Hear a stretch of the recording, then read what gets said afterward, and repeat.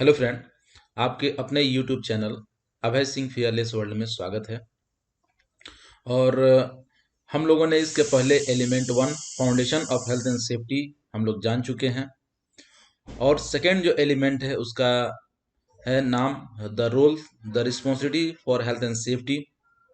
तो इसमें हम लोग रिस्पॉन्सिबिलिटी के बारे में देखेंगे और आगे का जो 8 लेक्चर है आप देख पा रहे हैं, 1 बाय 1 करके हम लोग टोटल 10 एलिमेंट्स कंप्लीट करेंगे।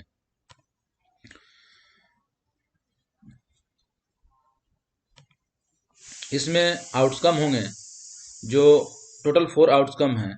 इसको कंप्लीट करने के बाद हम लोग डिफरेंट डिफरेंट जो पार्टीज है उसका रोल्स एंड रिस्पॉन्सिबिलिटी इसमें हम लोग देखेंगे। और साथ में outline system of effectively manage, हम लोग सिस्टम के बारे में जानेंगे, health and safety management system के बारे में। एक्सीडेंट क्यों होता है और इसके इन्वेस्टिगेशन और रिकॉर्डिंग मेथड के बारे में देखेंगे यहाँ पे। और साथ में कैसे हेल्थ एंड सेफ्टी को इम्प्रूव किया जाए इसके बारे में हम लोग जानेंगे। एक्टिविटी एक आपके लिए है जो कि आप करें। Discuss your on responsibility for health and safety.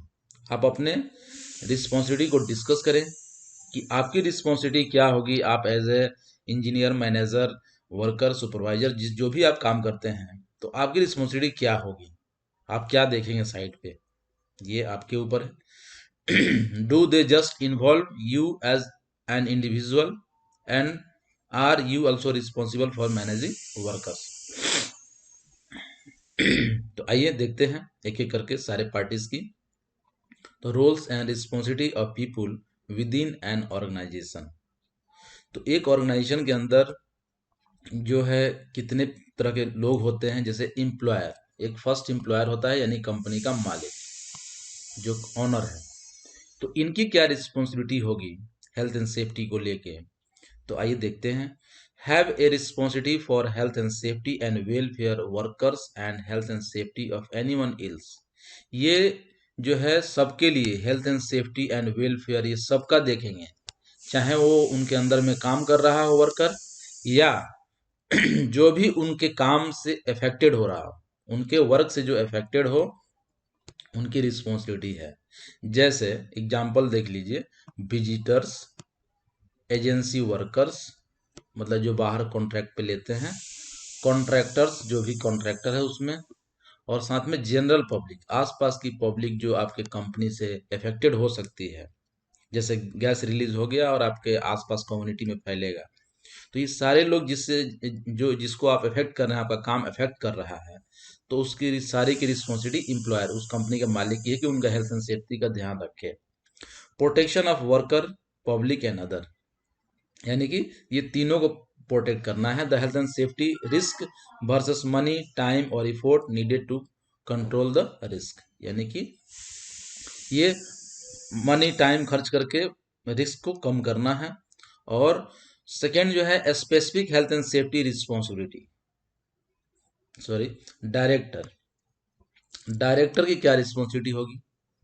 तो डायरेक्टर आप जानते हैं किसी कंपनी का ऑनर, उसके अंदर डायरेक्टर्स होते हैं, बहुत सारे डायरेक्टर्स होते हैं।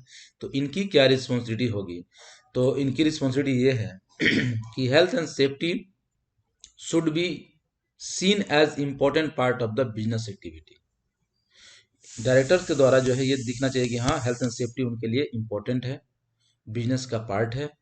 और member of board and senior managers have both a collective and individual responsibility for health and safety and welfare of worker. सारे जो डायरेक्ट बोर्ड के मेंबर होंगे यानी डायरेक्टर्स का जो बोर्ड होगा, वो सारे लोगों की जो है कलेक्टिव रिस्पॉन्सिबिलिटी है कि वो वर्कर्स का ये सब हेल्थ सेफ्टी एंड वेलफेयर का ख्याल रखे। In the UK many other countries senior company representative can prosecuted if they have been negligent. कुछ भी प्रॉब्लम होता है ना तो ज़्यादातर डायरेक्टर पकड़े जाते हैं, मैनेजर पकड़े जाते हैं और उनको जेल हो जाती है। इंडिया में भी, यूके में भी, हमको लगता है मैक्सिमम कंट्री में भी ऐसे ही होता है। क्योंकि भोपाल में जो एक्सीडेंट हुआ था, जो गैस त्रासदी हुई थी, उसमें सारे मैनेजर्स को 2.5 लाख फाइन, जेल, ये सब होना पड़ा। तो the board should also endorse and formally sign the health and safety policy. ये बोर्ड ही साइन करेगा या जो डायरेक्टर है, जो एग्जीक्यूटिव डायरेक्टर है, तो वो साइन करेंगे हेल्थ एंड सेफ्टी पॉलिसी को, यानी कि स्टेटमेंट ऑफ इंटेंट, हम करना क्या चाहते हैं। उसके बाद जो है director should also consider if adequate resource are allocated for health and safety. Director को आल्सो कंसीडर करना है कि जो है रिसोर्स मिल रहा है कि नहीं हेल्थ एंड सेफ्टी मेंटेन करने के लिए, क्योंकि बिना रिसोर्स के सपोज पीपी देना है, पीपी के लिए पैसे नहीं है, एक कॉम्पिटेंट कोई सेफ्टी का रिप्रेजेंटेटिव नहीं है जो किसी को समझा सके बता सके, तो ये सारे चीज को डायरेक्टर को कंसीडर करना है। और उसके बाद organisation receives competent health and safety advice, साथ में competent health and safety advice मिले एडवाइजर से, चाहे जो भी लोगों को अपॉइंट करना पड़े। उसके बाद serious of new risk has been assessed and control, यानी कि कुछ भी अगर नया होता है वहाँ पे चेंज होता है तो उसमें उसको असेस किया जा रहा है और कंट्रोल लिया जा रहा है। Consultation is undertaken with the worker और रिप्रेजेंटेटिव, साथ में ये इंश्योर करना है डायरेक्टर्स को कि वर्कर के साथ बातचीत हो रही है कि क्या प्रॉब्लम है, अगर कुछ प्रॉब्लम है या उसका जो रिप्रेजेंटेटिव है उससे बात हो रही है, और अगर बात है तो सॉल्व किया जा रहा है। उसके बाद मैनेजर्स एंड सुपरवाइजर्स की क्या रिस्पॉन्सिबिलिटी होगी, तो शुड मेक श्योर दैट, उनको ये मेक श्योर करना है कि वर्कर्स फर्स्ट जो है रिस्पॉन्सिबिलिटी उनकी क्या होगी, workers have received necessary health and safety training, training मिल रहा है कि नहीं वर्कर्स को, जो भी वहाँ काम करने वाले एम्प्लॉय हैं तो उन्हें ट्रेनिंग मिल रहा है कि नहीं, ये इंश्योर करना है। सेकेंड पॉइंट जो है risk assessment are carried out and controlled implemented, risk assessment हो रहा है कि नहीं हर एक काम का जो नॉन रूटीन एक्टिविटी है, एंड साथ में कंट्रोल मेजर इम्प्लीमेंट हो रहा है कि नहीं। उसके बाद इमरजेंसी प्रोसीजर वहाँ फॉलो हो रहा है कि नहीं, लोग मान रहे हैं कि नहीं, तो ये सब ये करना इंश्योर करना मैनेजर और सुपरवाइजर की रिस्पॉन्सिबिलिटी है। Workers have been issued with and use correct PP, PP use कर रहे हैं कि नहीं और उनको इशू किया जा रहा है कि नहीं, ये दोनों जिम्मेदारी है। सेफ वर्किंग प्रैक्टिस वहाँ फॉलो हो रहा है कि नहीं, ये भी देखना है। साथ में हर एक काम का एडिक्वेट सुपरविजन है कि नहीं, यानी कि सुपरवाइजर के अंडर में काम हो रहा है कि नहीं, और किस तरह का डिग्री ऑफ सुपरविजन चाहिए, जितना ज़्यादा रिस्क हो उतना ज़्यादा सुपरविजन चाहिए, उतना जो है कॉम्पिटेंट आदमी वहाँ चाहिए, ज़्यादा कॉम्प्लेक्स जॉब हो तो और सुपरवाइजर हो सकता है, पढ़े लिखे सुपरवाइजर हो सकता है, तो ये सारे कौन इंश्योर करेगा, मैनेजर एंड सुपरवाइजर।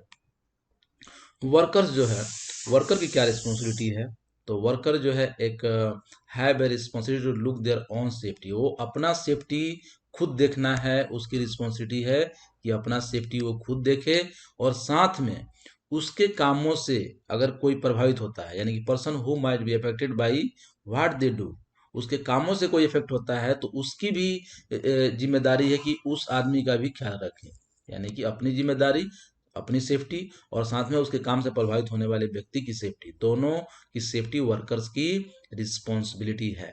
सेकेंड जो पॉइंट है, कोऑपरेट करना है, और सभी समय कोऑपरेट करना है किससे, एम्प्लॉयर के साथ में, कोई भी इशू हो डिस्कस करना है, बात करना है, कोऑपरेट करना है।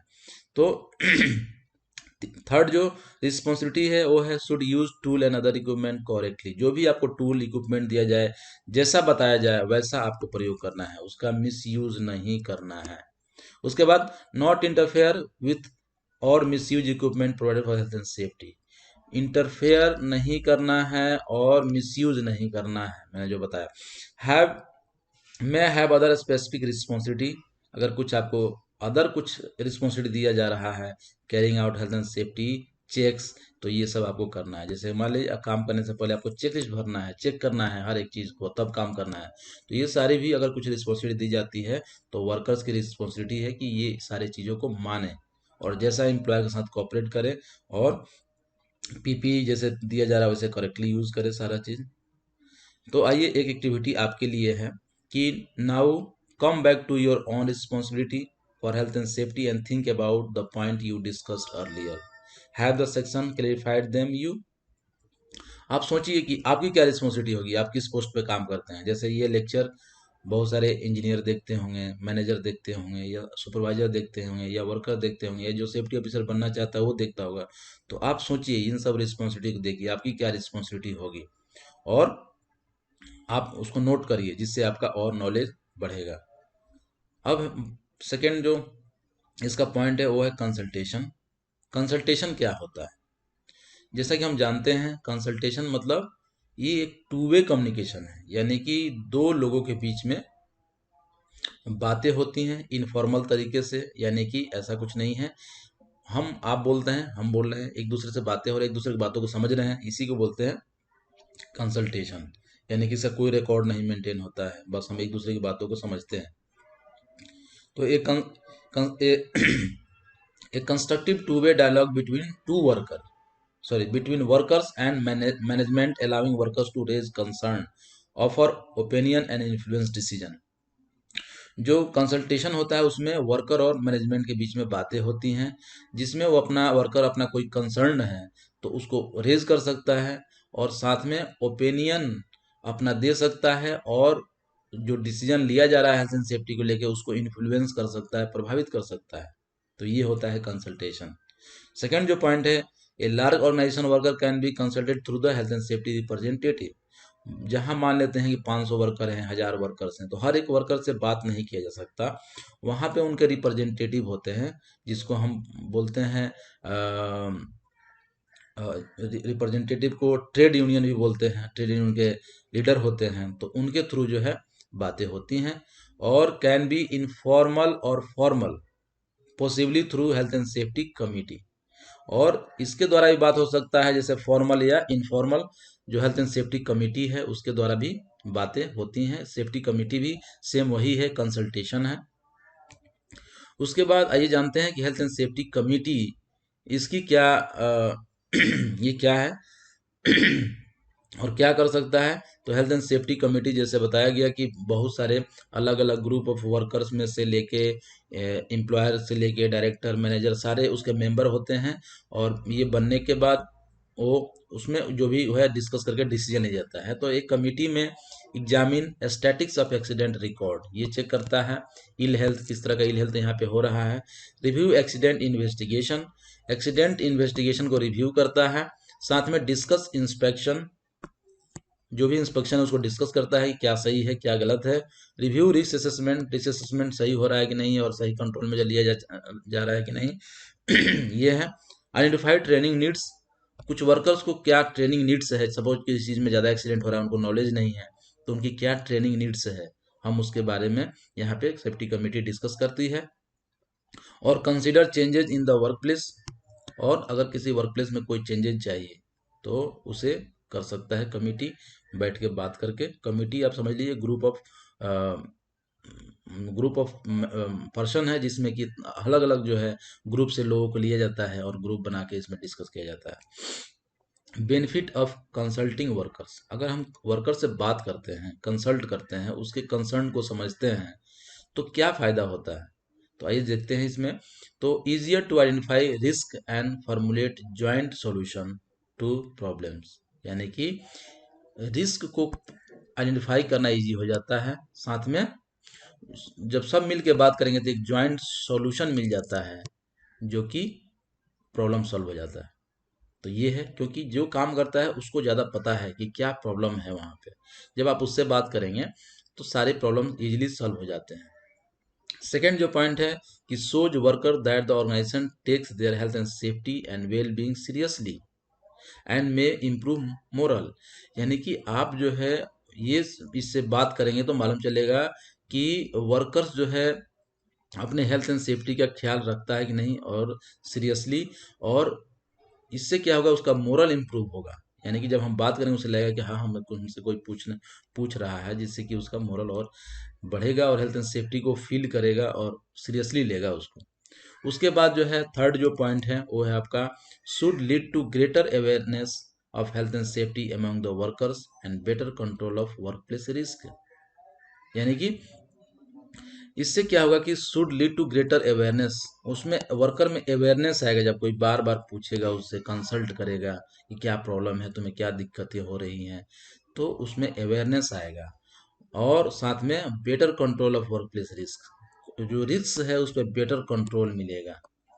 उसके बाद नेक्स्ट है वो है बिजनेस में also see improvement in the overall quality and business efficiency. ऐसा कंसल्टेशन करने से क्या होता है कि बिजनेस जो है उसमें क्वालिटी में भी इम्प्रूव होगा और साथ में इफिशियंसी बढ़ेगी, बिजनेस की efficiency.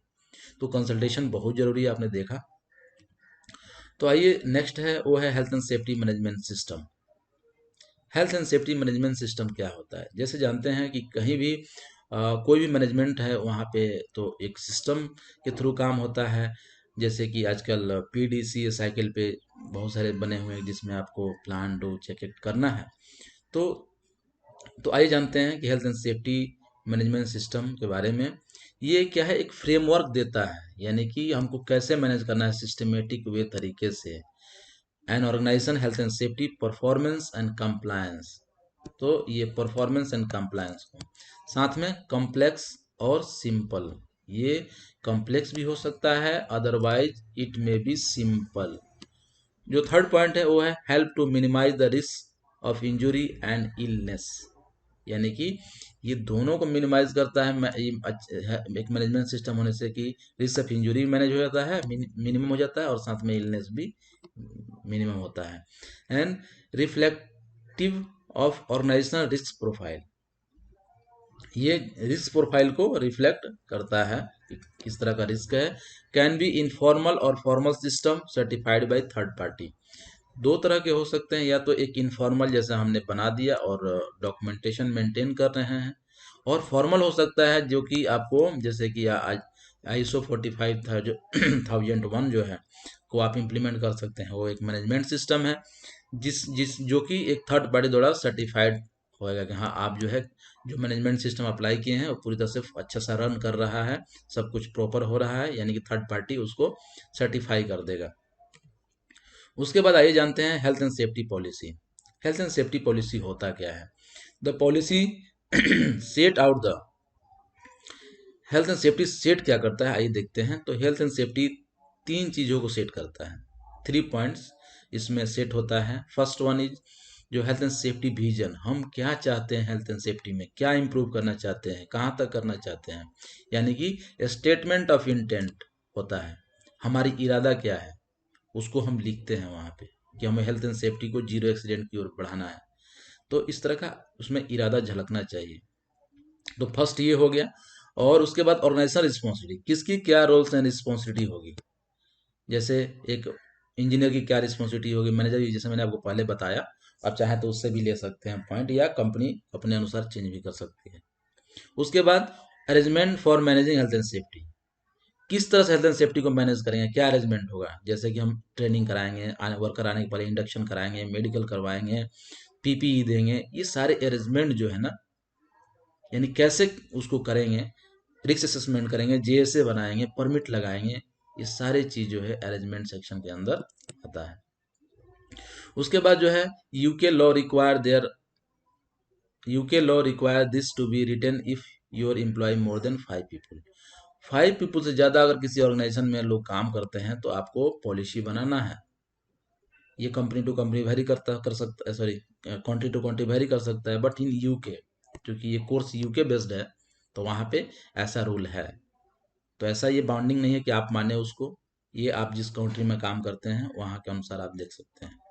Should be signed of by director of the company and reviewed on regular basis, director के द्वारा साइन होना चाहिए नीचे में, यानी कि पॉलिसी लिखने के बाद नीचे में डायरेक्टर साइन करेगा, और रेगुलरली रिव्यू होना चाहिए। जनरली 1 साल का समय होता है, 1 साल के बाद रिव्यू किया जाता है, 1 साल का समय, लेकिन अगर कोई आपके कंपनी में चेंजेज हो रहा है तब भी उसको रिव्यू करना जरूरी होता है।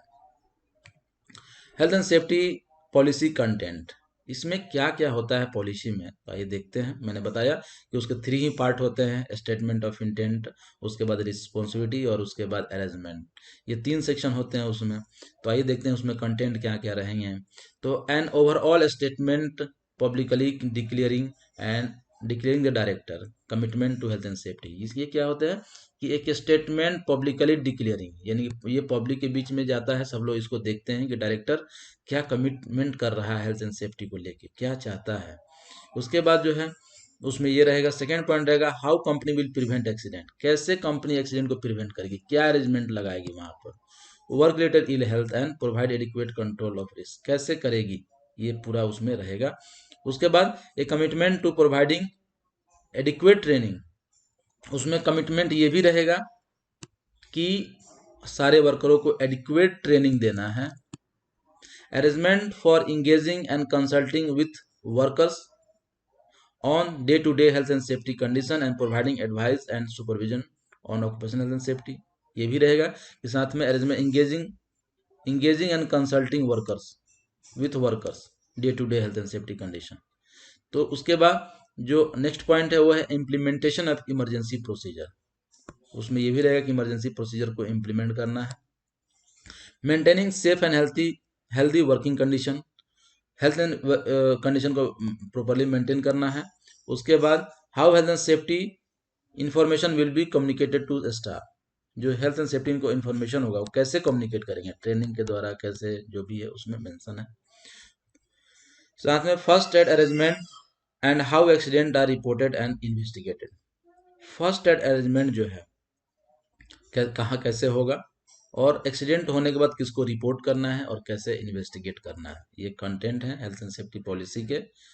उसके बाद आइए एक एक्टिविटी आपको देते हैं, review the HSC draft policy provided and comment on the content and any additional element you would like to see include. आप चाहें तो नेट से भी सर्च करके पॉलिसी देख सकते हैं बहुत सारी कंपनियों का, और आपको आइडिया मिलेगा। आइए जानते हैं hazard identification and risk assessment and control. Technique which enable employ to look at the risk in the workplace and decide on the control measures.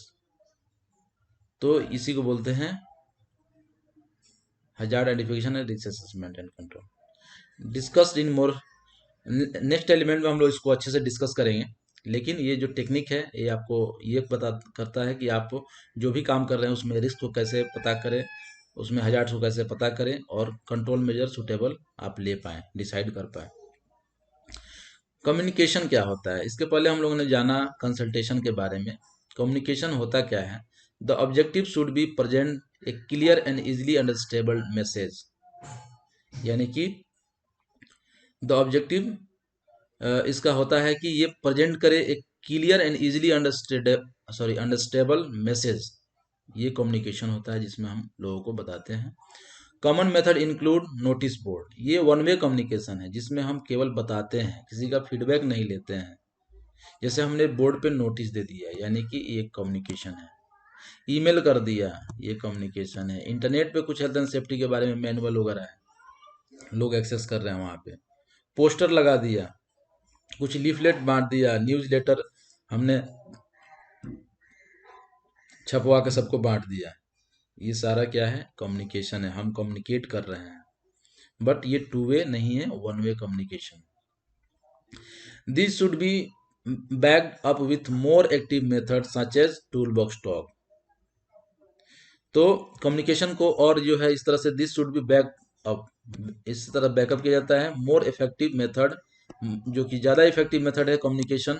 जैसे कि देखें आप टूल बॉक्स टॉक, ये क्या है, टू वे कम्युनिकेशन है, जो कि इनफॉर्मल तरीके से बातें होती हैं, किसी की बात सुना जाता है। तो टूल बॉक्स टॉक जो है एक कम्युनिकेशन है। प्लान मीटिंग, जो मीटिंग करते हैं वो भी एक कम्युनिकेशन मेथड है। टीम ब्रीफिंग, टीम को ब्रीफ करते हैं, उनको बताते हैं, समझाते हैं। ये सब क्या है, कम्युनिकेशन मेथड है। Barrier to communication. अब कम्युनिकेशन अगर आप करते हैं तो क्या क्या बैरियर हो सकता है, कैसे सही मैसेज आपसे दूसरे के पास नहीं पहुंचता है, उसमें क्या बाधाएं होती हैं, उसके बारे में जानते हैं। कम्युनिकेशन में present particular difficulties for those who work remotely from their main site. हम कम्युनिकेट नहीं कर पाते हैं, कोई आदमी आपके साइड से बहुत ज़्यादा दूर काम कर रहा हो, तो ये प्रॉब्लम होता है कि उससे अच्छे से कम्युनिकेशन नहीं हो पाती है। उसके बाद travel a great deal, work from home, अगर होम से काम कर रहे हैं तो तब भी जो है कम्युनिकेशन में present particular difficulties. Speaking at different language, अगर दो व्यक्ति है और दोनों का जो है लैंग्वेज अलग अलग है, तब भी जो है आपको इनमें कम्युनिकेशन प्रॉपर नहीं हो पाएगा। Have a low literacy level, लोग पढ़े लिखे नहीं हैं, जिनको आपको समझाना है पढ़े लिखे नहीं हैं, तो आपकी बातों को अच्छे से नहीं समझ पाएंगे। तो ये कुछ बैरियर है जो कि आप कम्युनिकेट तो करते हैं लेकिन इफेक्टिव कम्युनिकेशन नहीं हो पाता है। आइए आपके लिए कुछ एक्टिविटी है। Consider how effective the communication on health and safety is in your organisation. आप अपने ऑर्गेनाइजेशन को देखिए और पता करिए कि वहाँ कितना इफेक्टिव कम्युनिकेशन होता है और what could be done to improve it. Sorry. और इसे इम्प्रूव करने के लिए आप क्या करेंगे? Monitoring and checking health and safety performance. आइए इसके बारे में जानते हैं, कैसे मॉनिटर करें और परफॉर्मेंस कैसे चेक करें। तो provide an indication of what you need to improve. एक इंडिकेशन प्रोवाइड करें जिससे पता चलेगा कि हमें इम्प्रूव करना क्या है। You will need to feedback on performance before risk result in injury, survey, inspection and audit. Survey कर सकते हैं, चेक कर सकते हैं कि कैसा चल रहा है वहाँ पे, इंस्पेक्शन कर सकते हैं, ऑडिट कर सकते हैं। तो इससे हम चेक कर पाएंगे कि किस तरह का खतरे हैं और कैसे क्या करना है इम्प्रूवमेंट। तो ये मॉनिटरिंग इस तरीके से होती है। Performance after incident have awkward from the accident book and near miss report. साथ में हम जो भी परफॉर्मेंस हो चुका है, जैसे कोई एक्सीडेंट हो चुका है, कोई नियर मिस हो चुका है, तो उसके रिपोर्ट को देख के आगे हम लोग परफॉर्मेंस इम्प्रूवमेंट के लिए उस पर काम कर सकते हैं। उसके बाद how accident are caused. Accident कैसे होता है, तो आइए जानते हैं। Identify cause and investigate accident. कोई भी जब एक्सीडेंट होता है तो उसके कॉज को आइडेंटिफाई करें और एक्सीडेंट को इन्वेस्टिगेट करना है। तो accident have immediate cause but they have one और मोर अंडरलाइंग कॉज। तो कॉज तीन तरीके का होता है। एक होता है इमीडिएट कॉज, दूसरा होता है अंडरलाइंग कॉज और तीसरा होता है रूट कॉज। ठीक है, तो ये तीन कॉज होते हैं। कहीं कहीं दो ही कॉज को लिए जाते हैं, रूट कॉज को है और इमीडिएट कॉज को। तो ये कॉज आइडेंटिफाई करना बहुत ज़रूरी होता है, क्योंकि जब तक ये आइडेंटिफाई नहीं करेंगे तब तक आप पता नहीं कर पाएंगे कि क्या रीजन था एक्सीडेंट होने का। तो which relate to unsafe condition and unsafe act. तो जनरली अंडरलाइन कॉज जो है वो आपको अनसेफ कंडीशन और अनसेफ एक्ट होता है।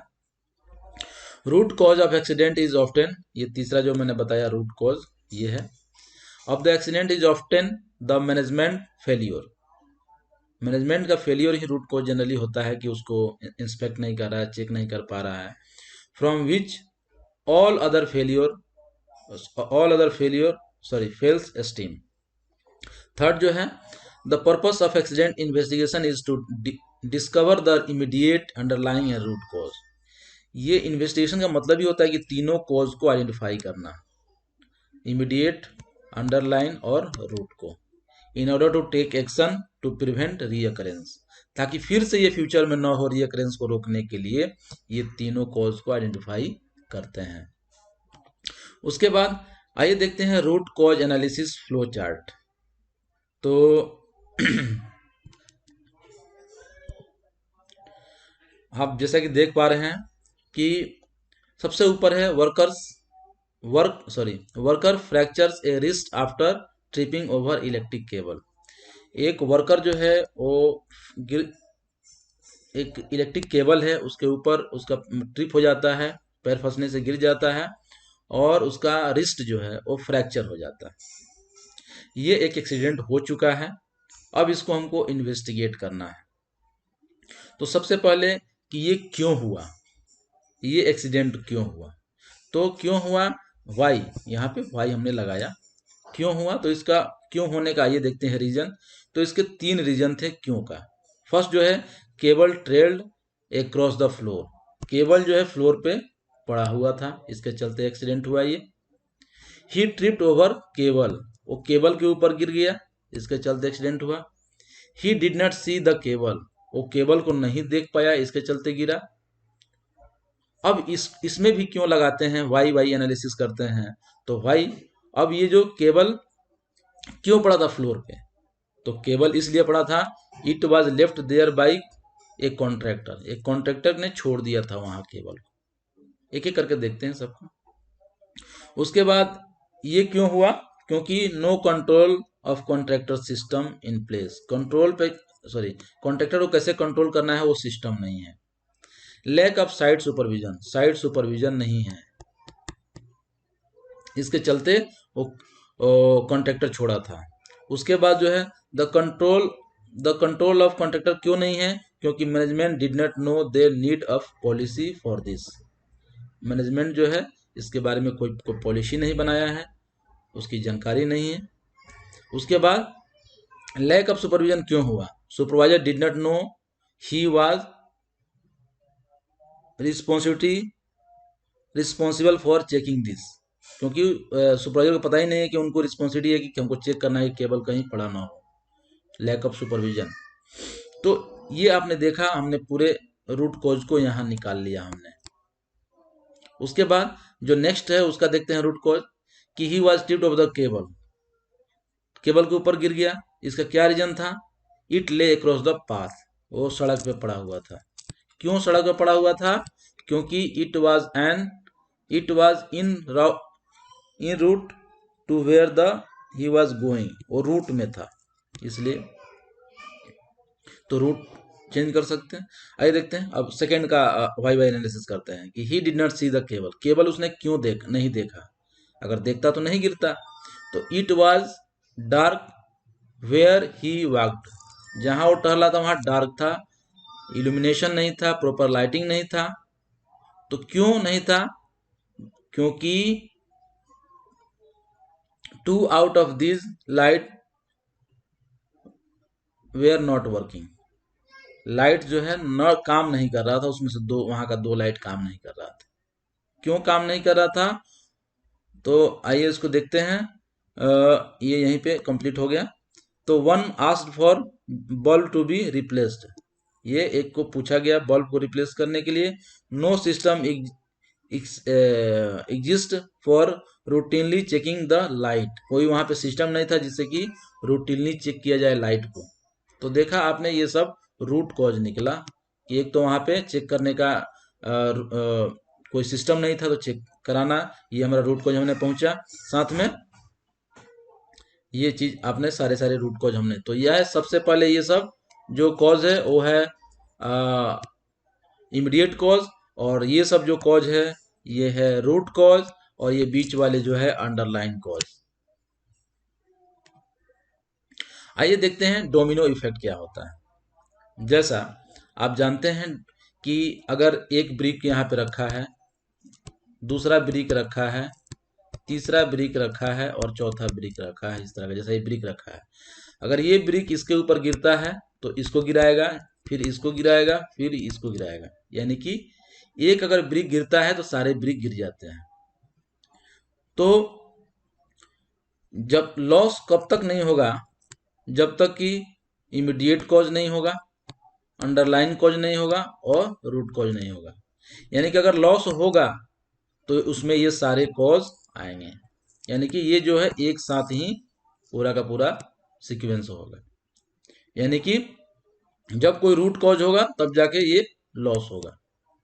तो ये है डोमिनो इफेक्ट जिसको बोलते हैं, कि अगर एक ब्रिक गिरता है दूसरे के ऊपर तो ये पूरे ब्रिक एक साथ गिरेंगे।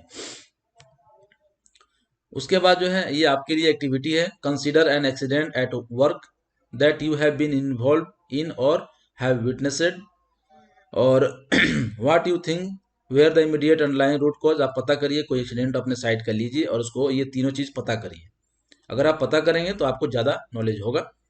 और if you have no experience an accident you could consider a near miss, आप कोई नियर मिस जिससे आदमी को चोट लगने से बच गया, चोट लग सकता था लेकिन नहीं लगा, उसको लेके आप इन्वेस्टिगेट करिए। Something that happen to your own happen to you और you saw happen that could have lead to injury, कुछ भी आपने देखा जो कि इंजुरी कर सकता था उसको लेके इन्वेस्टिगेट करिए और उसका वाई वाई एनालिसिस करिए, रूट कॉज निकालिए। उसके बाद आइए जानते हैं accident ratio triangle, accident and near miss recording and reporting. जो एक्सीडेंट और नियर मिस है उसको कैसे रिकॉर्ड करते हैं और कैसे रिपोर्ट करते हैं, इसके बारे में। उसके पहले हम जान लेते हैं एक्सीडेंट रेशियो ट्रायंगल के बारे में। तो अगर 600 एक्सीडेंट विथ नो डैमेज और नियर मिस एक्सीडेंट अगर होते हैं तब जाके 30 डैमेज एक्सीडेंट होता है, और अगर 30 डैमेज एक्सीडेंट होता है तो 10 माइनर इंजुरी या फर्स्ट एड इंजुरी होता है। अगर 10 माइनर इंजुरी होता है तो एक सीरियस और डिसेबलिंग इंजुरी होता है। तो आप देख रहे हैं कि 600 अगर एक्सीडेंट विथ नो डैमेज और नियर मिस होता है तब जाके एक सीरियस और डिसेबलिंग इंजुरी होता है। तो improving health and safety performance, health and safety performance sorry accident investigation क्या होता है। मैंने बताया कि उसमें इमीडिएट कॉज, अंडरलाइन कॉज और रूट कॉज निकालते हैं। ठीक है, एक्सीडेंट इन्वेस्टिगेशन कैसे करते हैं? Take charge of the immediate situation, तुरंत कोई एक्सीडेंट हुआ तो उसका सिचुएशन तुरंत आप चार्ज लीजिए, मतलब वहां पे देखिए, कंट्रोल करिए, वेरिएशन कराइए, तुरंत गैदर एविडेंस करिए, क्यों हुआ इसके लिए एविडेंस गैदर करिए। Assembly and analysis of information, सारे इंफॉर्मेशन को इकट्ठा करिए और असेंबल करके एनालिसिस करिए। आइडेंटिफाई रिस्क कंट्रोल मेजर्स, उसके क्या कंट्रोल मेजर हो सकते हैं फर्दर ना होने के लिए, आगे नहीं होने के लिए, उस पर आप काम करिए, पता करिए। और इम्प्लीमेंटिंग ऑफ फाइंडिंग, जो भी आपने फाइंडिंग पाया उसको इम्प्लीमेंट करिए ताकि फिर से ना हो। तो एक्सीडेंट इन्वेस्टिगेशन करने का देखा ये स्टेप, सबसे पहले आपको सिचुएशन को संभालना है, वहाँ चार्ज लेना है, आपको बैरिकेड करके उसको कंट्रोल में लेना है, एविडेंस गैदर करना है, असेंबलिंग एनालिसिस इंफॉर्मेशन करना है, उसके बाद आइडेंटिफाई रिस्क कंट्रोल मेजर्स और इम्प्लीमेंट करना है। अब examples of poor health and safety performance, जो poor health and safety performance है उसके क्या एग्जांपल्स हैं। तो अगर poor health and safety performance आपके यहाँ रह रहा है तो जाहिर सी बात है कि दिस पॉइंट आपके पास होगा। First, high accident rate, high accident rate होगा यानी कि वहाँ पे ज़्यादा एक्सीडेंट होंगे, तो ये है यानी कि आपके यहाँ सेफ्टी जो परफॉर्मेंस है पुअर है, अच्छा नहीं है, यानी कि हाई एक्सीडेंट रेट हाई है आपके पास। ज़्यादा लोग एब्सेंट हो रहे हैं, काम पे नहीं आना चाहते हैं, ये भी एक पता करता है कि आपके यहाँ health and safety performance poor है। अनसेफ बिहेवियर है लोगों का, लोग एक दूसरे से सेफ बिहेवियर अच्छा नहीं कर रहे हैं, चाहे साइड पे जो है अनसेफ काम कर रहे हैं, टूल का मिसयूज कर रहे हैं। उसके बाद complain from staff and other stock holders, अगर ये कंप्लेन आता है, ज़्यादा कंप्लेन आ रहा है स्टाफ से और स्टॉक होल्डर से, यानी कि health and safety performance poor है। Negative report from health and safety adviser, जो एडवाइजर है निगेटिव रिपोर्ट दे रहा है, नहीं ये इंप्रूवमेंट करने की हो सकता है, यहाँ ये प्रॉब्लम है, यानी कि poor health and safety performance. House keeping सही नहीं है, कोई सामान कहीं बिखरा हुआ है, कहीं उसकी साफ सफाई नहीं है, यानी कि ये इंडिकेट करता है, ये इंडिकेटर है कि आपके ऑर्गेनाइजेशन में हेल्थ एंड सेफ्टी का परफॉर्मेंस बहुत पुअर है। उसके बाद barrier to good health and safety performance, अगर आप अच्छा हेल्थ एंड सेफ्टी परफॉर्मेंस चाहते हैं तो क्या क्या बैरियर हो सकता है, क्या नहीं होने से आपका हेल्थ एंड सेफ्टी परफॉर्मेंस अच्छा नहीं होगा। तो एक लैक ऑफ रिसोर्स, जब तक आपके पास इक्विपमेंट, पीपीई जो भी सामान है, टूल्स टैगल्स अगर नहीं है तो भी आप हेल्थ एंड सेफ्टी को अच्छा अपने साइड पे नहीं कर सकते। सेकंड जो है पुअर मैनेजमेंट कमिटमेंट, यानी कि मैनेजमेंट का जो कमिटमेंट है वो अच्छा नहीं है, वो हेल्थ एंड सेफ्टी को नहीं चाहते हैं साइड पे, तो भी हेल्थ एंड सेफ्टी को मेंटेन करना यानी कि परफॉर्मेंस काफ़ी अच्छा नहीं होगा। तो ये सब बैरियर हैं। Allowing unsafe behaviour, unsafe behaviour को भी अलाउ किया जा रहा है। Become the custom and practice, यही कस्टम एंड प्रैक्टिस बन गया है कि अनसेफ तरीके से ही काम करना है, अनसेफ बिहेवियर से ही काम करना है। साथ में poor training and worker skill, training proper नहीं दिया जा रहा है, पुअर ट्रेनिंग है वहाँ पे, वर्कर स्किल अच्छे नहीं हैं, तब भी good health and safety performance नहीं होगा। ये सब बैरियर है, इसको आप अगर सही करते हैं तो आपका परफॉर्मेंस अच्छा हो जाएगा। लैक ऑफ और poor risk assessment and control, risk assessment या तो है नहीं या तो बहुत पुअर है। और कंट्रोल मेजर सही से इम्प्लीमेंट नहीं हो रहे हैं। इनएफेक्टिव कम्युनिकेशन, यानी कम्युनिकेशन गैप हो जा रहा है, टूल बॉक्स टॉक नहीं हो रहा है, ट्रेनिंग नहीं दी जा रही है, बातें नहीं हो रही हैं। How to improve health and safety performance. अब बात आ गई, हमने देखा पुअर का क्या बैरियर होता है, अब कैसे इम्प्रूव किया जाए इसके बारे में आइए जानते हैं। तो सबसे पहला बात कि health and safety should be properly resourced. जब तक रिसोर्स नहीं रहेगा, चाहे वो मैन हो, टाइम हो, मनी हो, तब तक नहीं होगा। यानी कि सही आदमी को आप अपॉइंट नहीं करेंगे हेल्थ एंड सेफ्टी को, ऑफिसर इंजीनियर जो भी हैं, तब भी वो आप हेल्थ एंड सेफ्टी मेंटेन नहीं हो पाएगा।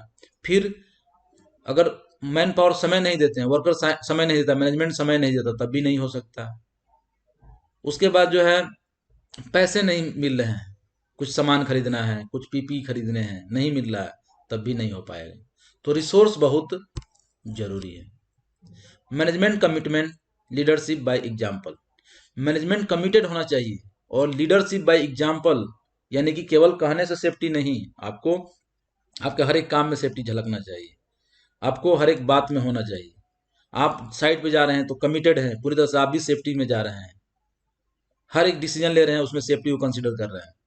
तो केवल दिखाने से नहीं, आपको कमिटमेंट और लीड करना है, एग्जाम्पल सेट करना है एक, तब जाके हो पाएगा। बहुत सारी कंपनियों में लोग ऐसा नहीं करते हैं, हेल्थ सेफ्टी तो करना है बट जहां बात आती है वहां पीछे हट जाते हैं और मुंह पे अलग और साइड में अलग बात करते हैं। उसके बाद जो अलग नेक्स्ट पॉइंट है, things that commonly needs addressing. Health and safety अगर परफॉर्मेंस अच्छा करना है सॉरी, कॉम्पिटेंस एंड ट्रेनिंग, यानी कि जो भी वर्कर, जो भी स्टाफ काम कर रहे हैं वहां पे उन कॉम्पिटेंट हो, साथ में उनको ट्रेनिंग प्रॉपर मिलनी चाहिए। Promoting and enforcing safe behaviour, safe behaviour उनमें प्रमोट करना है, इन्फोर्स करना है। Implementation of action from risk assessment, risk assessment से जो है उनमें इंप्लीमेंट कर रहे हैं और एक्शन ले रहे हैं। लर्निंग फ्रॉम पास्ट इंसिडेंट, जो पुराने एक्सीडेंट हो चुके हैं उससे लर्निंग ले रहे हैं, लोगों को शेयर कर रहे हैं, लोगों को बता रहे हैं। कम्युनिकेशन एंड कंसल्टेशन, यानी कि प्रॉपर कम्युनिकेशन, इन्फॉर्मेशन उनको दिया जा रहा है, साथ में कंसल्टेशन, उनसे बातचीत भी हो रही है, उनकी बातों को समझा जा रहा है, उनके कंसर्न को समझा जा रहा है। सभी लोगों के कंसर्न के बारे में बातें हो रही है, ऐसा केवल नहीं वर्कर के। The regular monitoring of standard, जो भी स्टैंडर्ड आपने सेट किया उसको रेगुलर मॉनिटरिंग हो रहा है, तब जाके हेल्थ एंड सेफ्टी इंप्रूव होगा। आइए आज देखते हैं कि हमने इस पूरे एलिमेंट में क्या क्या पढ़े हैं। तो you should be able to outline the health and safety roles and responsibility of relevant parties. हमने कई पार्टियों का रोल्स एंड रिस्पॉन्सिबिलिटी को देखा, जिसमें worker, director, employer, supervisor, manager, इन सब लोगों का देखा हमने। Outline system to effectively manage health and safety, management system के बारे में हमने देखा, सॉरी सिस्टम देखा। Outline how accident are caused and the role and responsibility of accident recording and investigation, ये हमने देखा। और identify method of improving health and safety performance, health and safety performance को कैसे इंप्रूव करना है इसके बारे में हमने जाना। तो ये एलिमेंट कंप्लीट होता है।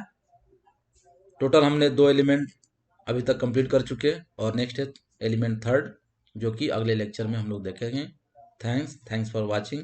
अगर आपको वीडियो अच्छा लगा हो लाइक करें और अपने दोस्तों के साथ शेयर करें, जिससे उनका भी नॉलेज बढ़े, और साथ में सब्सक्राइब करें। Thanks for watching.